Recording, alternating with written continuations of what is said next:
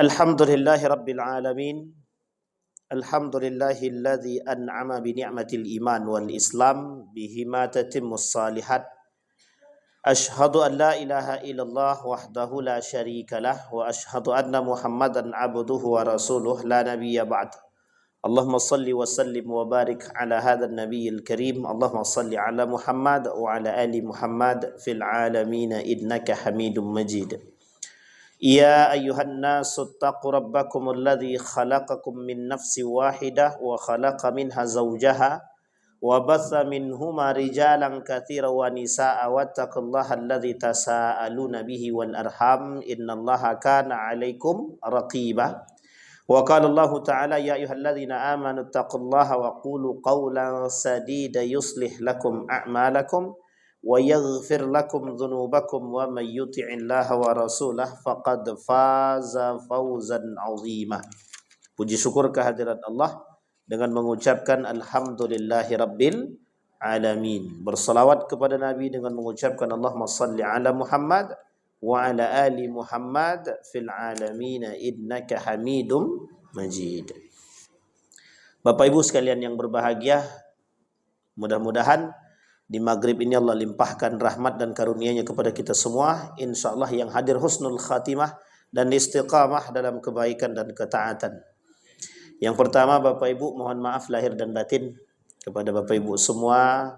Mudah-mudahan di Ramadan yang telah berlalu, InsyaAllah hasil Ramadannya bisa kita lihat setelah atau pasca Ramadan. Mudah-mudahan istiqamah.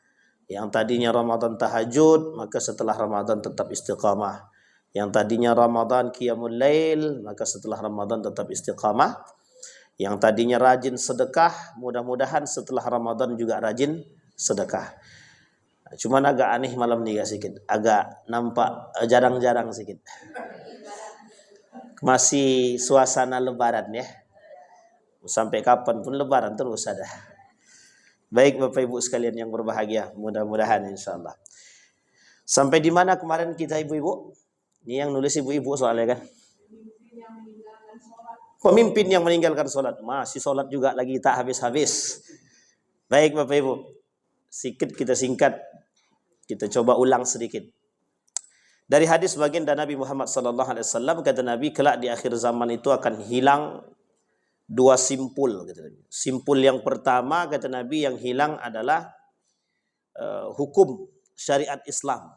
Simpul yang kedua adalah salat. Nanti yuqda yaumal qiyamah, akan hilang di antara umat muslim itu dua hal atau dua simpul kata Nabi. Yang pertama simpulnya adalah hukum atau syariat Islam. Yang kedua simpulnya salat. Apa maksudnya dua simpul ini? Di akhir zaman orang tak mau lagi berpegang teguh dengan hukum Islam, dengan syariat Islam. Jangankan di akhir zaman gitu. Dulu saja kita sudah tak mau berpegang. Semenjak Islam itu atau kerajaan Islam itu ditaklukkan oleh negara sekuler, maka setelah itu tidak ada lagi yang mau berpegang teguh dengan nilai-nilai keislaman. Bukan hanya nilai tapi syariat Islam. Orang-orang mengembalikan semua hukum kepada undang-undang. Ya tak ada salah kalau undang-undang itu tidak bertolak belakang kepada syariat Islam. Kalau undang-undangnya bertolak belakang dengan agama, bagaimana Pak Ustadz? Ini menjadi persoalan kita sekarang. Karena ada undang-undang yang bertolak, ada. Harusnya undang-undang menyelaraskan kepada undang-undang agama. Baik agama Nasrani, agama Islam, dan lain sebagainya. Tapi jika Islam, jika negara ini dibangun atas undang-undang atau agama, atas ruhnya agama, maka dikembalikan kepada nilai-nilai keagamaan. Contoh persoalan waris, contoh persoalan nikah, contoh persoalan jinayat dan lain sebagainya. Itu harus dikembalikan kepada hukum agama untuk melihat.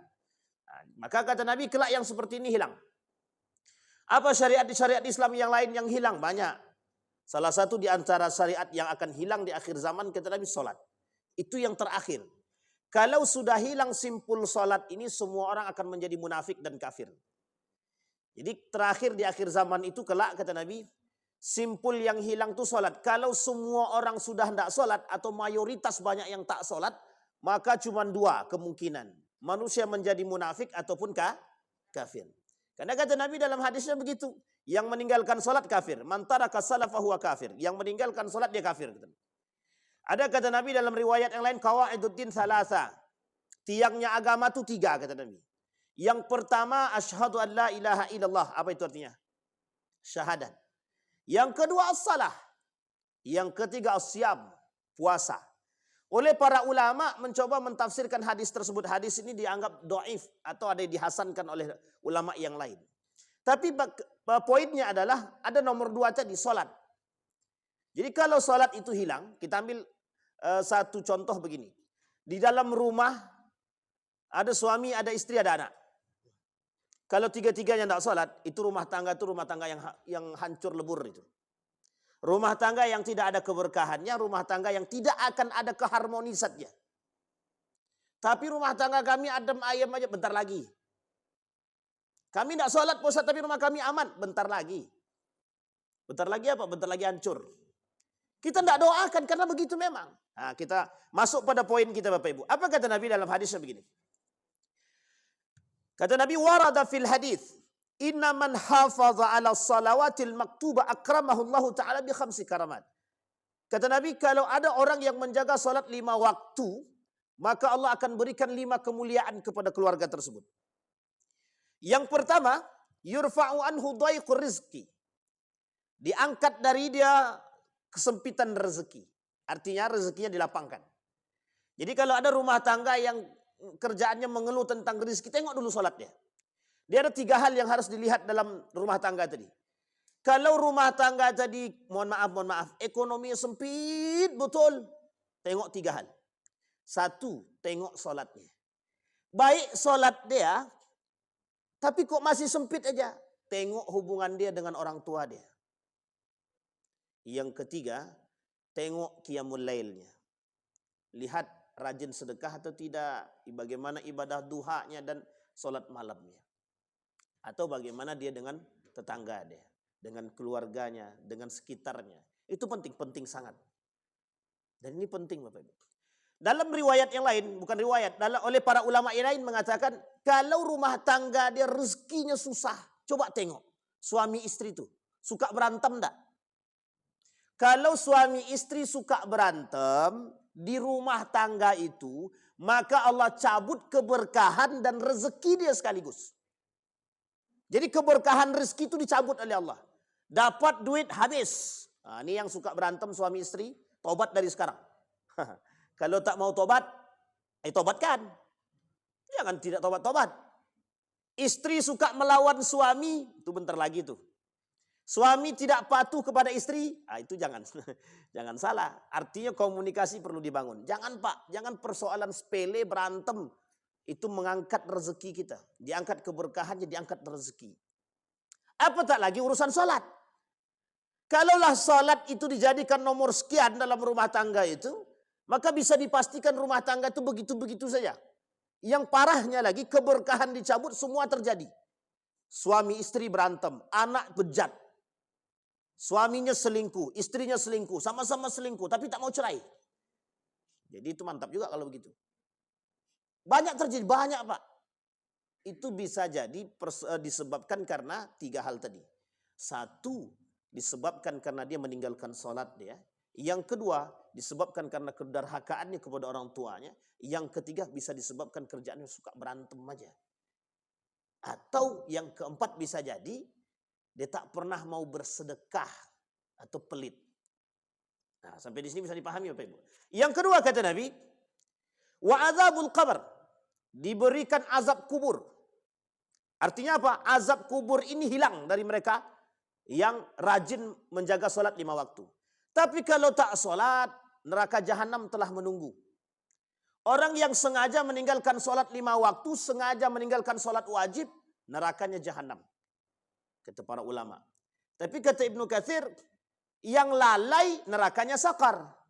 Yang lalai yang lalai. Nerakanya sakar. Tapi kalau seandainya dia tidak lalai tapi sengaja meninggalkan sholat, dia tanpa uzur yang syar'i sekalipun. Sebenarnya uzur syar'i itu tak ada. Dalam perjalanan kita tetap sholat. Dalam sakit kita tetap sholat. Tak bisa berdiri duduk, tak bisa duduk kita berbaring, tak bisa berbaring, sholatkan. Sholatkan itu berarti mati. Maka ancamannya adalah azab. Tapi kalau orang menjaga sholat 5 waktu, azab kubur itu hilang. Azab kubur itu hilang. Nah, ini penting untuk dipahami. Yang kedua, wa yu'tihi kitabahu biyamin. Allah berikan kitab dari tangan kanan dia. Makanya kenapa pondasi kita ini sholat. Kalau hilang sholat ini habis semua. Ada rumah tangga yang tak sholat itu udah goyang rumah tangganya itu. Satu pondasi sudah hilang. Maka cara melihatnya begini. Ketika Bapak Ibu punya orang tua, laki-laki dan perempuan, meninggal satu saja, itu udah goyang tuh Pak. Pegangan kita sudah hilang. Begitulah. Andai kata kita tak sholat, kita tidak sholat. Itu iman kita tuh goyang. Sudah goyang lagi. Bukan goyang lagi, sudah mulai runtuh. Pondasi kita sudah runtuh. Makanya bahasanya oleh para ulama itu sholat itu kata para ulama itu adalah tiangnya Pak. Sholat itu adalah tiang. Tidak bisa. Kalau tidak sholat dah hancur tuh Pak. Tinggal tunggu saja. Maka kalau ada suami istri atau ada perempuan suka dengan suami yang tak sholat itu saya bingung itu. Bingung saya Pak. Ada perempuan suka dengan laki-laki yang tidak sholat. Itu kita bingung itu Pak. Yang dia suka itu apa? Gitu. Karena begini gaya kaum liberal sekarang. Emang sholat bisa kasih makan. Ente mau suami yang bagaimana? Ane mau suami yang rajin sholat. Yang agamanya bagus. Sekalipun dia tidak punya pekerjaan. Misalnya. Dijawab sama dia. Ya. Dijawab sama orang tuanya. Emang sholatmu, ibadahmu, agamamu bisa kasih makan. Yang meruntuhkan justru orang tua. Ini gaya kaum liberal merusak kita dengan gaya akal. Jadi dia pakai gaya sistem yang rasional. Kalau tak bisa diterima oleh akal mereka tolak. Sama kayak tadi Pak. Pak, saya datang mau melamar anak Bapak. Apa pekerjaanmu? Pekerjaanku hanya sekedar guru Pak. Guru apa? Guru ngaji. Kau tak akan bisa hidupkan anakku. Kata Bapak dia tadi. Setelah anaknya menikah dengan konglomerat, anaknya pun tak bisa mensolatkan dia. Tidak ada guna Pak. Tidak ada guna. Jadi cerita ini sudah pernah saya sampaikan. Ada seorang ayah yang memang tidak ketemu dengan anaknya. Jadi gini Bapak Ibu. Jadi ceritanya seorang ayah ini menyesal kenapa dia dulu tidak mengajarkan sholat kepada anaknya.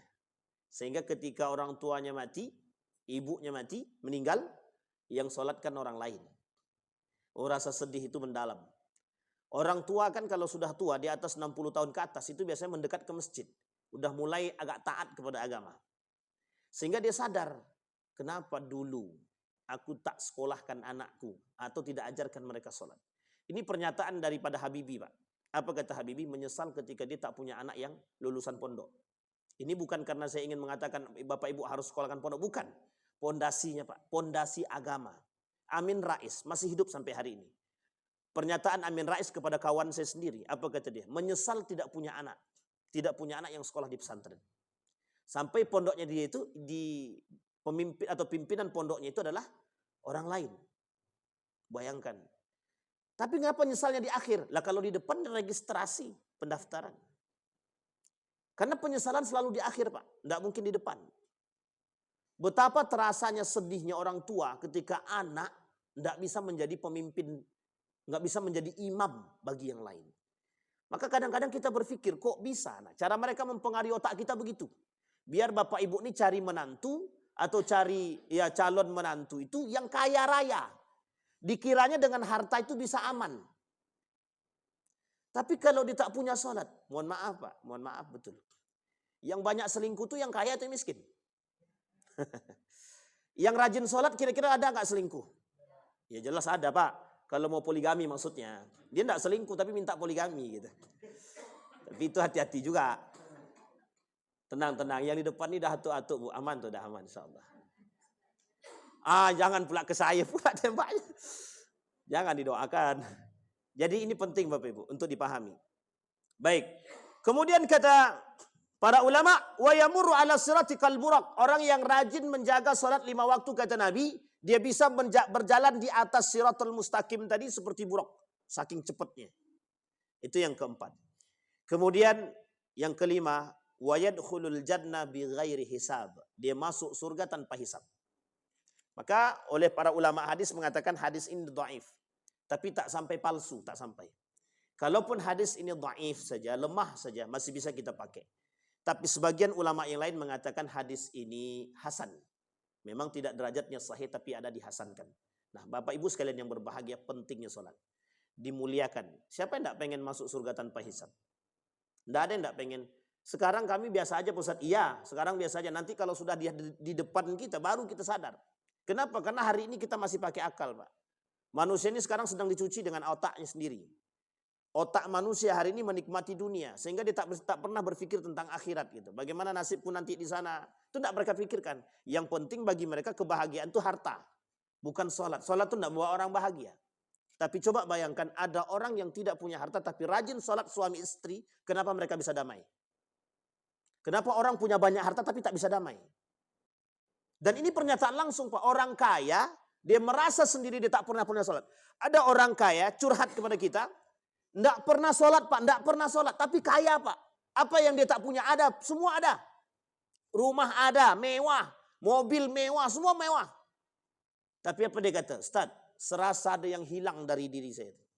Saya tanya, Bapak sholat? Tidak, kata dia. Itu yang hilang Pak, saya bilang. Betul Pak. Itu yang hilang. Setelah dia sholat, beberapa tahun kemudian dia datang. Jawaban dia sederhana saja. Betul Ustaz, itu yang hilang, kata dia. Sekarang semua harta bendaku aku wakafkan Ustaz. Diwakafkannya untuk pesantren. Tidak tahu pesantren yang mana waktu. Tapi beliau cerita begitu. Tapi di tengah kita perjalanan kita atau proses kita untuk menuju kenikmatan itu. Mesti ada gangguan kiri kanan. Dunia yang selalu membisikkan kepada kita. Emang solatmu bisa membuat kamu kenyang. Emang solatmu bisa membuat engkau bahagia. Orang yang yakin dengan Allah insya Allah. Tapi kata Nabi, tidak hanya begitu. 5 kemuliaan orang yang menjaga solatnya, 5 waktu solat dia jaga, tapi 15 ancaman bagi mereka yang sengaja meninggalkan solat 5 waktu. Apa kata Nabi? Man tahawana biha aqabahu Allah Ta'ala bi 15 uqubah. Yang meremehkan solat bukan meninggalkan, yang meremehkan solat 5 waktu ini kata Nabi diancam oleh Allah dengan 15 ancaman hukuman. Yang pertama, kata Nabi yang pertama, khamsun fid dunya wa thalatha 'inda al-maut wa thalatha fil qabr wa thalatha 'inda khurujihi minal qabr. 5 ketika mati. 5 di dunia. 3 ketika mati. 3 lagi kemudian dikubur. 3 lagi ketika keluar daripada kubur. Fa'ammal lati fid dunya fa'aulaha. Kata Nabi, kalau yang pertama adalah 5 yang di dunia bagi mereka yang sengaja meremehkan solat, kata Nabi, yanzu'ul baraka min umrihi. Dicabut keberkahan dari umur dia. Tidak ada guna dia hidup sebenarnya. Orang yang meninggalkan solat atau orang yang tidak solat itu seperti mayat berjalan, Pak. Orang yang tidak solat atau yang meninggalkan solat 5 waktu itu berjalan di muka bumi itu seperti mayat. Bangkai berjalan namanya. Bangkai berjalan. Tak ada gunanya. Dan Allah tak mau terima Pak. Orang yang meninggalkan solat atau sengaja tidak melaksanakan solat, Allah tidak mau terima apapun ibadah dia tak Allah terima. Puasa sekalipun dia tidak Allah terima puasa dia. Zakat sekalipun tidak Allah terima zakat dia. Dan kita sampaikan. Orang yang zakat, orang yang puasa, apapun amal kebaikan yang dia lakukan, kalau tidak solat 5 waktu, atau tak solat wajib, tidak Allah terima ibadah dia. Bisa dipahami sampai di sini? Maka kata Nabi, ada sittatu asya'i tuhbitul a'mal. Ada 6. Salah satu diantaranya solat. Maka, kenapa kok bisa? Ya kalau orang tak solat kan kufur. Kufur itu berarti semua ibadah dia tak Allah terima. Artinya kalau dia melakukan kebaikan apapun hanya untuk dia, dunia dia. Dan akhiratnya tak dapat. Masih mau meninggalkan solat? Maka Bapak Ibu, merangkak sekalipun, sakit apapun kita, solatlah. Mau mati sekalipun, solatlah. Solatlah. Kalau bisa, anak-anak kita paksakan mereka untuk solat. Makanya Nabi bilang begini, kalau umur 7 tahun dia tak solat, umur 7 tahun kata Nabi suruh mereka solat, muruhum bis salah. Suruh mereka sholat umur 7 tahun. Umur 10 tahun kalau tak sholat pukul. Itu sudah disampaikan. Dan kita sampaikan kemarin sudah di awal kan. Kenapa? Karena dari kecil anak ini harus diajarkan sholat. Jangan sampai nanti ketika besar dia meninggalkan sholat. Yang kedua, yumhi siyamus salihina min wajhihi. Dihilangkan atharus salah, asarus salihin, asarus sujud. Dihilangkan jejak kesolehan dalam diri orang-orang yang tidak sholat. Maka Bapak Ibu mudahnya begini, sederhananya gini. Kok suram kalilah muka abang tuh. Badan putih, muka suram. Itu bisa jadi tak sholat dia tuh. Kalaupun kulit dia putih tapi kita nengoknya ndak enak Pak, itu bisa jadi dia tak sholat tuh. Tapi ada orang mukanya hitam sekali. Tapi kok bercahaya nampaknya. Bisa jadi dia jaga sholatnya. Tapi kalau bisa muka dia putih bercahaya lagi. Itu yang paling enak. Biar senang kita melihat. Banyak begitu, banyak Pak. Yang bisa melihat pun orang-orang yang rajin sholat. Kalau sama-sama tak sholat, kata setan kalian sama-sama berkawan aja. Sama-sama kawan. Maka tak bisa nengok. Maka Bapak Ibu sekalian yang berbahagia. Atharus salihin, bekas jejak kesolehan itu di wajah orang-orang itu, di wajah manusia itu hilang. Dihilangkan, dihapus oleh Allah. Kalau mereka sengaja meninggalkan sholat. Maksudnya apa Ustaz? Orang yang rajin sholat, itu wajahnya berseri. Cobalah Bapak Ibu lihat. Orang yang, enggak usah sholat ya, enggak usah sholat. Orang yang rajin menjaga wudhu saja. Coba bagaimana bersihnya wajah. Kalau ada orang bilang, ada orang yang menjaga wudhunya tapi tak bersih wajahnya, itu saya yakin dia nengok dengan nafsu dia. Bukan nengok dengan hati dia. Orang yang rajin wudhu saja, dia jaga wudhunya, Masya Allah. Itu Pak bercahaya sekali. Wajahnya itu enak dipandang. Tapi bukan berarti enak dipandang terus ya Ibu . Tak baik juga. Suami orang kita pandang terus, susuzon orang nanti. Tapi begitu Pak. Cara Allah menjaga. Karena orang yang berwudu pasti akan menjaga untuk tidak bersentuhan dengan perempuan. Mesti begitu. Nah, kalau ada tradisi, mohon maaf, bersalaman dengan orang, dan Bapak Ibu tidak mau lagi, memang tidak pengen lagi bersalaman dengan laki-laki yang bukan muhrim, atau bapak-bapak tidak mau bersalaman dengan perempuan yang bukan muhrim, salah satu caranya, alasan biar kita bisa menjaga diri, dengan berwudu. Maaf Pak, saya sudah wudu. Jadi orang tak tersinggung. Maaf Pak, tangan Bapak kotor. Itu tersinggung deh. Mesti tersinggung Pak. Tapi kalau maaf Pak, saya sedang wudu. Tidak akan mungkin Pak. Tidak akan tersinggung dia. Kenapa? Tapi kan bisa wudu lagi. Itu orang-orang tak beriman begitu memang. Kalau dia bilang begitu, itu memang tak beriman dia. Dia tidak tahu itu. Itu mesti dia nggak ngerti hukum. Mesti itu Pak. Sampai di sini bisa dipaham. Apa tak lagi kalau sholat Pak? Apa tidak lagi kalau sholat? Orang yang rajin, tidak usah sholat tahajud dan sholat duha, tidak usah. Tapi terjaga sholat 5 waktu dia. Ada seorang sahabat Pak. Masuk ke dalam masjid kata Nabi, itu calon penghuni surga. Kata Nabi kepada para sahabat, bentar lagi ada orang yang akan mau masuk ke dalam masjid ini, calon penghuni surga, kata Nabi. Sahabat bingung. Ditengoknya siapa lah yang mau masuk tuh. Ada seorang pemuda masuk. Tapi dia tak duduk bersama Nabi. Dia jalan sendiri, tiba-tiba dia langsung melaksanakan sholat tahiyatul masjid. Suatu ketika, 2 sahabat Nabi kemudian berbincang, pengen tahu siapa pemuda ini. Kok bisa dikatakan calon penghuni surga? Mereka mencari alasan untuk nginap di rumah pemuda ini.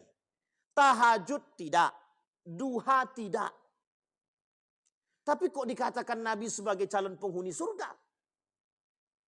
Singkat cerita, selain daripada menjaga sholat 5 waktu, ternyata pemuda itu menjaga lisan dia. Apa dijawab oleh pemuda tersebut? Aku hanya menjaga sholat 5 waktu dan menjaga lisanku untuk tidak mau tahu dengan urusan orang lain. Coba bayangkan. Dijamin oleh Allah surga. Itu Nabi yang ngomong. Kata para sahabat. Hadisnya sahih Pak. Hadisnya sahih Bapak Ibu. Singkat cerita. Itu yang kemudian menjadi motivasi bagi kita. Jadi jangan remehkan sholat 5 waktu itu Pak. Jangan remehkan. Maka kenapa kata para ulama, kalau ada punya masalah, datanglah. Yang datang kepada Allah itu dengan sholat. Kenapa kalimatnya di dalam Al-Quran wasta'inu bis sabri wassalah? Ini kalimat ini penting, penting sangat untuk dipahami. Wasta'inu bis sabri wassalah. Orang kalau punya masalah kemana larinya? Mencari tetangga, mencari orang lain, mencari orang yang bisa menyelesaikan masalah dia. Kita ambil contoh. Ada orang punya masalah, tiba-tiba nih mohon maaf ya, ada kepala dinas tiba-tiba dipecat jadi kepala dinas. Kemana dia akan pergi? Dia cari orang terkuat sehingga bisa mempertahankan jabatan dia. Bukan dia datang kepada Allah. Bukan dia pasrah kepada Allah. Bukan dia bertawakal kepada Allah. Bukan dia datang dalam sholatnya. Tapi mereka justru datang kepada orang lain untuk mencari celah atau mencari kekuatan agar bisa mempertahankan jabatan. Ada manusia yang mohon maaf diberikan kesempitan rezeki sama Allah. Tidak tahu datang sama Allah. Itu kata Allah mutakabir, sombong. Makanya ada kata Nabi dalam hadisnya begini, hadis kursi itu. Ada orang yang sombong di hadapan Allah itu. Namanya orang miskin sombong. Siapa orang miskin yang sombong? Sudah miskin dia tak mau datang kepada Allah. Nah, itu orang-orang miskin yang tak pernah sholat. Orang miskin yang tak mau sholat atau sudah tahu miskin tak mau sholat atau lalai sholat atau memang meremehkan sholat. Makin miskin dibuat Tuhan, bukan makin kaya, makin miskin. Jangan tersinggung ya Bapak Ibu ya. Orang kaya saja yang tak sholat Allah cabut, apalagi orang miskin. Sampai di sini bisa dipahami Bapak Ibu ya. Jadi jangan sampai kita mudah meninggalkan sholat. Kemudian yang ketiga, kullu amalin ya'maluhu la yu'ajjiruhu Allahu alaihi. Semua perbuatan apapun yang dia lakukan, ibadah apapun yang dia lakukan, kalau dia tak sholat, Allah tidak mau memberikan pahala kepada ibadah apapun. Itu yang ketiga, yang tadi saya sampaikan. Jadi sia-sia kali kita sholat, tapi tak ada bernilai sama sekali di hadapan Allah. Sia-sia sekali kita ibadah, tapi sia-sia kita puasa, sia-sia kita zakat, sia-sia kita sedekah, tapi tidak sholat. Ternyata Allah tidak mau terima amal ibadah dia. Satu ketika Bapak Ibu, datang seorang sahabat kepada Nabi. Kata sahabat begini, ya Rasulullah, si Fulan ibn Fulan, dia sholat tapi masih minum khamar. Kata Nabi begini, tenang kata Nabi, kelak sholat dia akan merubah perilaku dia. Beberapa hari kemudian sahabat tadi datang lagi. Ya Rasulullah, betul dia sudah tidak lagi minum khamar ya Rasulullah. Apa kata Nabi? Bukankah aku sudah katakan kepadamu, kelak sholat dia akan merubah akhlak dia. Apa kata Allah di dalam Al-Quran? Kata Allah dalam Al-Quran itu begini. Di dalam Al-Quran itu, janganlah kalian mendekati sholat kalau kalian dalam keadaan mabuk. Wala taqrabus shalah wa antum sukara. Jangan kalian dekati sholat kalau kalian mabuk. Satu ketika sahabat datang. Berarti setelah sholat boleh mabuk. Nabi cuma tersenyum saja. Waktu itu perintah ini penting untuk dipahami, itu sejarah. Bukan berarti ketika itu khamar sudah diharamkan, belum diharamkan. Hanya saja kata Allah di dalam Al-Quran, innas salata tanha. Salat itu mesti akan mampu mencegah perbuatan keji dan mungkar. Betul Pak. Orang yang salatnya benar tidak mungkin korupsi. Lah terus mereka yang korupsi itu berarti salatnya nggak betul. Lah yang salat yang korupsinya 968 triliun itu tidak salat. Sampai di sini paham Bapak Ibu ya? Oh iya. Nabi sampaikan kelak salat itu akan mampu merubah karakter. Orang yang salatnya benar itu mesti malu sama Tuhan kalau dia mencuri. Mesti dia malu sama Allah kalau dia mencaci maki orang. Aku salat tapi aku tak berhijab. Mesti malu dia. Akhirnya pelan-pelan dia berhijab. Dia salat tapi mohon maaf dia masih mencuri. Dia kalau betul salatnya dia akan berkata begini, malu dia sama Allah. Ya Allah, jadikan salatku ini penghalang daripada perbuatan mungkarku atau kejiku. Allah kasih Pak, Allah kasih. Jangan salah Pak. Justru kalau kita tak salat makin jadi Pak, makin jadi. Sampai di sini bisa dipahami Pak. Yang keempat, la yurfa lahu doa. Doanya enggak Allah kabulkan, tidak Allah terima. Ternyata ada doa yang tidak diterima. Doanya orang yang tidak sholat.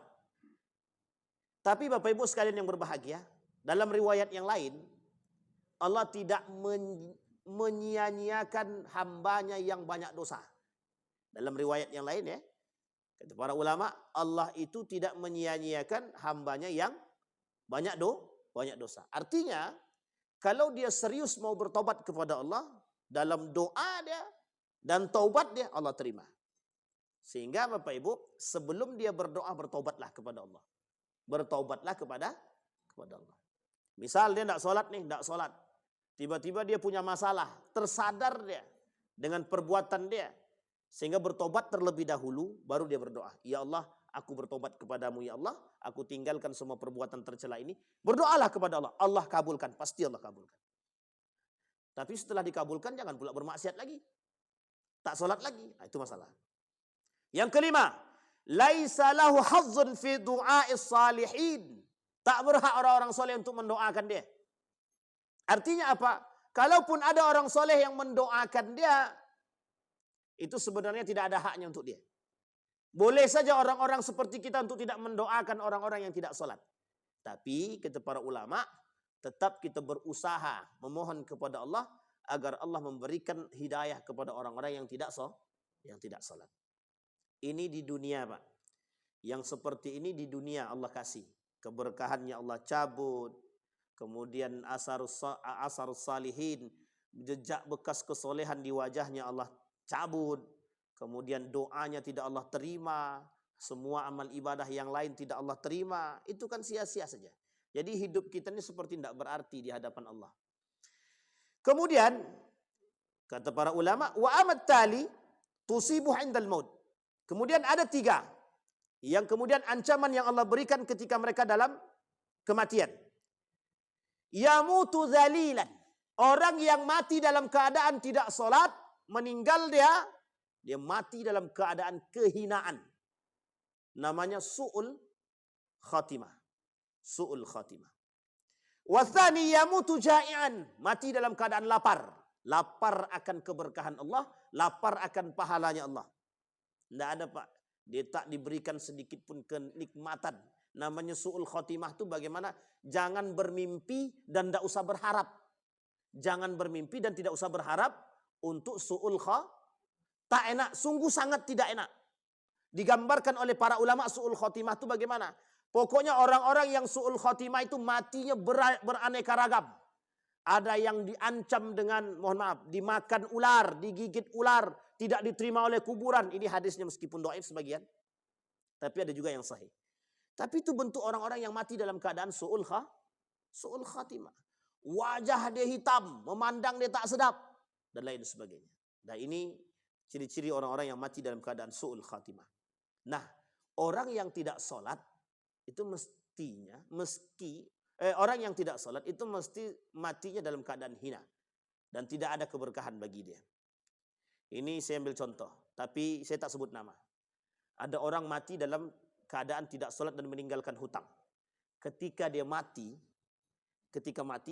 pelepasan mayat. Jadi gini ceritanya. Satu ketika ada seorang pemuda begini. Bilang sama kawan nih. Bayarlah hutang kau. Takutnya nanti kau mati. Kalau kau mati nanti dan tak kau bayar, aku tagih hutangmu. Dilalah 2 hari kemudian, orang yang berhutang tadi betul-betul meninggal Pak. Betul meninggal. Ketika pelepasan mayat menuju tempat, apa kata Ahlul Bait? Siapa kira-kira yang merasa masih dihutangi oleh si mayat? Apa kata pemuda yang tadi? Tadi aku sudah bilang sama dia 2 hari yang lalu, katanya, sebelum dia mati. Suruh bayar hutang, tapi sekarang akhirnya mati juga kan dia. Kan dia belum bayar hutang, katanya. Digitukan Pak. Coba bayangkan, dihinakan di dunia dan dihinakan di akhirat. Orang-orang yang meninggalkan sholat, yang tak sholat itu jangan semena-mena. Jadi kenapa Allah begitu murka terhadap orang yang meninggalkan sholat? Mereka sesungguhnya menentang Tuhan, sedang menentang Allah. Orang yang tak sholat itu orang manusia sombong. Orang yang tidak sholat itu manusia Kenapa kok sombong? Kenapa kok sombong? Nabi bilang awal ma yuhasab yaumil qiyamah, pertama kali yang dihisab di hari kiamat itu salat. Kenapa kok salat? Karena tidak ada ibadah yang lain yang bisa merangkup semuanya kecuali salat. Bapak Ibu mau puasa khatam 30, silahkan. Mau zakat dia berlebih, silahkan. Mau sedekah dia lancar, silahkan. Mau apapun, silahkan. Tapi kalau dia tak solat, dia tak ada yang diperhitungkan oleh Tuhan. Tidak ada. Karena semuanya itu sia-sia. Rajin dia baca Quran, khatam dia, tapi tak solat. Ia tidak diperhitungkan oleh Allah. Kenapa tak diperhitungkan? Karena dia tak solat. Karena solat itu yang pertama sekali dihisap. Sehingga yang lain tak bisa mengcover. Tapi kalau dia solat, misal dia solat tapi tak puasa dia, itu hitungannya sendiri-sendiri Pak. Solat dihitung, dosa tidak puasa dihitung. Tapi kalau dia tidak solat, dia puasa rajin, zakat rajin, semua rajin, kecuali solat saja, semua yang rajin-rajin tadi tidak diterima. Gimana rasanya? Sakit apa tak sakit? 40. Sekalipun haji, jangankan haji, lebih daripada haji. Mau semua harta dia disedekahkan dia, tapi dia tak solat, tak ada guna. Kebaikan dia di dunia dapat. Kebaikan di dunia dapat. Kebaikan di akhirat tak dapat.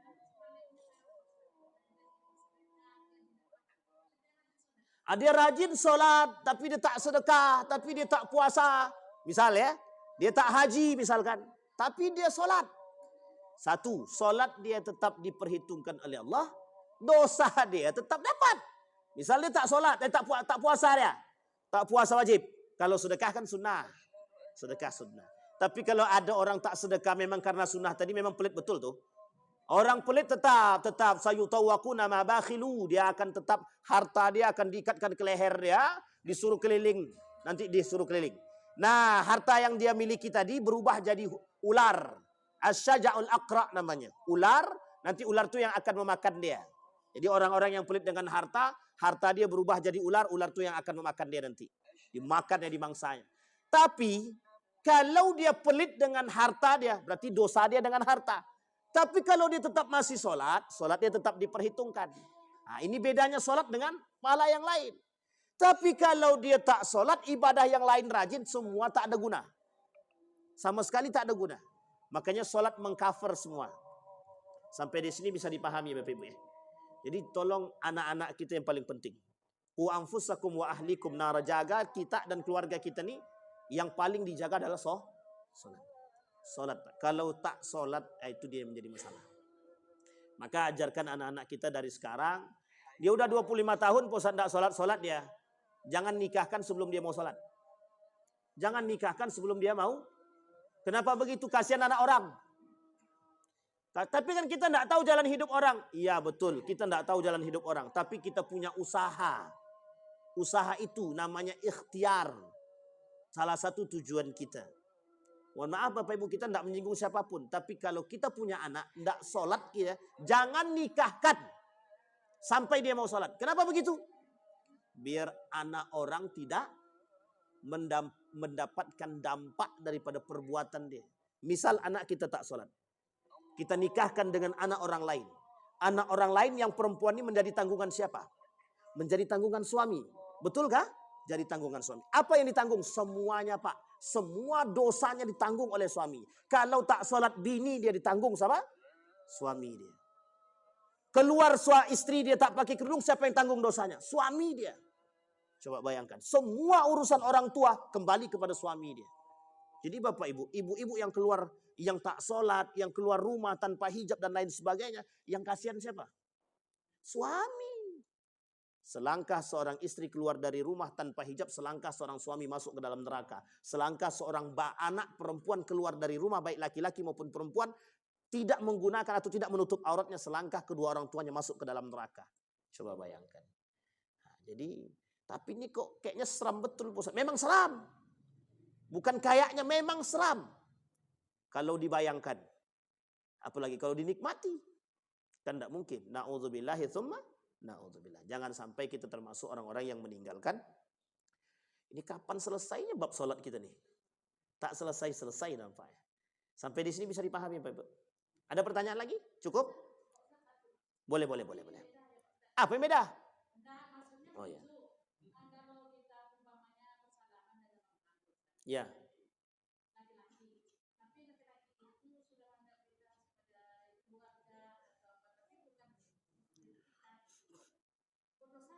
Dosa lah. Tapi mau tanya kan?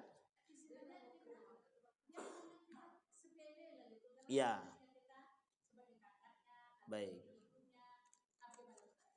Baik, Bapak Ibu sekalian yang berbahagia. Saya jawab dulu dengan pandangan yang ini kita minta waktu sedikit. Yang pertama, ulama mayoritas mengatakan berdosa. Karena kita yang sepele-sepele meskipun sepele tidak bisa menghalalkan yang haram tak bisa. Menghalalkan yang haram tak bisa. Kita ambil contoh. Bapak Ibu ini sekarang sepupu misal. Deket banget, udah nggak mungkin nikah. Sampai ibu katakan haramlah kalau kami menikah. Itu hukumnya mengharamkan yang halal namanya. Kira-kira sepupu boleh nggak dinikahi? Boleh nggak sepupu dinikahi? Hukum menikahi sepupu itu apa hukumnya? Boleh. Yang mengatakan haram berarti itu mengikut tradisi. Nggak ada itu tradisi itu. Hukum sama dengan itu. Kita tidak bisa menghalalkan yang haram itu tidak bisa. Laki-laki dan perempuan bersentuhan haram tak? Haram. Nah, tapi kemudian ada sebagian ulama mengatakan begini. Misalkan Syekh Yusuf Al-Qardawi. Kata Syekh Yusuf Al-Qardawi, kalau dia bersalaman tapi kemudian ditutupi dengan kain. Nah, tapi tidak bersalam erat ya, hanya sekedar bersalaman untuk melepas apa? Iya, ini pandangan Syekh Yusuf Al-Qardawi. Kata Syekh Yusuf Al-Qardawi, tidak dipersoalkan, tidak ada masalah. Makruh hukumnya bersalaman dengan yang lawan jenis, tapi dengan tangan tertutup. Sampai di sini paham ya Pak Ibu ya? Nah, tapi kalau saya mengatakan, saya sejalan dengan ulama yang lain, saya tak setuju kalau ada yang mengatakan atau membolehkan salaman.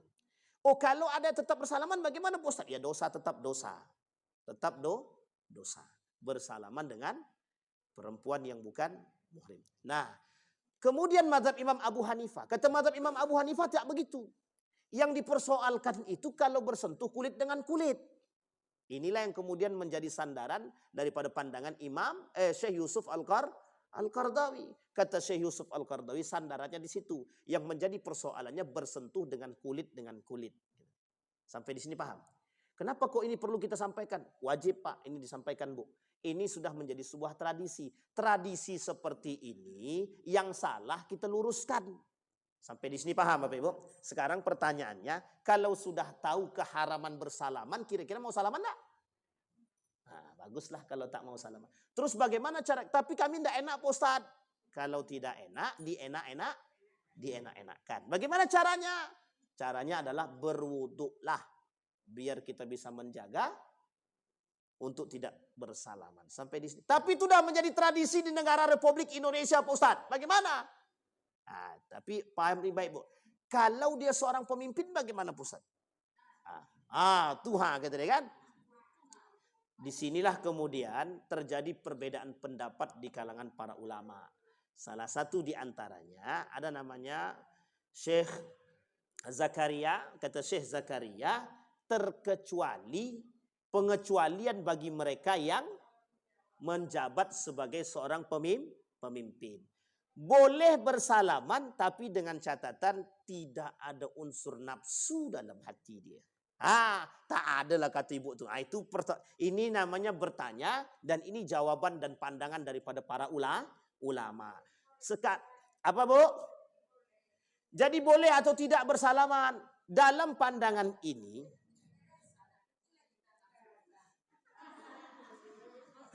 dah lain cerita kalau itu. Baik, sekarang gini aja. Saya ambil titik poinnya saja, biar tidak rancu. Pandangan para ulama itu mesti ada dan perbedaan ikhtilaf ulama pasti ada. Ikhtilaf ulama pasti ada. Saya katakan, kalau saya mengikuti mazhabnya Imam Ahmad ibn Hanbal, haram hukumnya bersalaman dengan perempuan. Titik, yang bukan muhrim. Sampai di sini paham? Alamak, tanya juga lagi tadi. Ibu tinggal pilih aja lah lagi. Iya, kita berusaha mencoba menjaga. Sekalipun masih terjadi, kita usahakan tetap agar bisa menjaga. Sedikit demi sedikit, insya Allah mudah-mudahan nanti tak lagi salaman dengan siapapun. Apalagi berbonceng-bonceng. Sampai di sini bisa dipahami, Bu? Baik, tenang, Bu, tenang, tenang. Belajar pelan-pelan. Tapi dia udah aku anggap sebagai abang, itu kan anggap aja. Tetap secara nasab tak bisa dianggap kan? Baik. Saya kira itu Bapak Ibu sekalian yang berbahagia. Insya Allah nanti lain waktu kalau kita ketemu lagi kita lanjutkan dalam kajian-kajian sosial kita. Mudah-mudahan ada manfaat, mudah-mudahan bisa menjadi pertimbangan bagi kita, dan mudah-mudahan kita istiqamah dalam menjaga salat kita 5 waktu. Amin ya rabbal alamin. Dan kita dikumpulkan bersama orang-orang yang saleh dan salihah. Fa'tabiru ya ulil absar la'allakum tuflihun. Assalamualaikum warahmatullahi wabarakatuh.